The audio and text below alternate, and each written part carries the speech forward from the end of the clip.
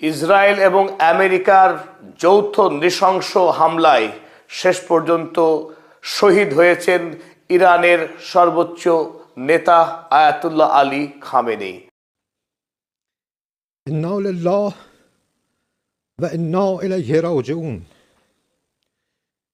ملت بزرگ ایران، روح بلند پیشوای ملت بزرگ ایران و پیشقراول امت اسلامی حضرت امام خامنه ای با نوشیدن شهد گوارای شهادت در ماه مبارک رمضان به ملکوت اعلا پیوست.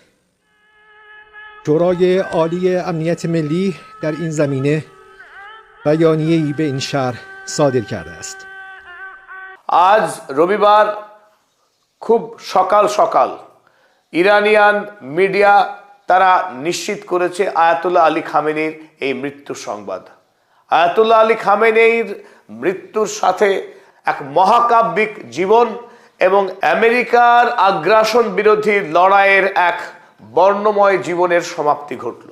গতকাল ভোর ভোর আমেরিকা এবং ইসরায়েল মিলিতভাবে যে ভয়ঙ্কর মিসাইল হামলা চালিয়েছিল, তাতেই আয়াতুল্লাহ আলী খামেনির যে অফিস, সেই অফিসে ব্যাপক ক্ষতি হয়েছিল। আমরা দেখেছিলাম ইতিমধ্যেই স্যাটেলাইট চিত্র যেটা বাইরে এসছে, আয়াতুল্লাহ আলী খামেনির অফিস অনেকখানি গর্ত হয়ে এক ভয়ঙ্কর ধ্বংসকাণ্ড চালিয়েছিল ইসরায়েল।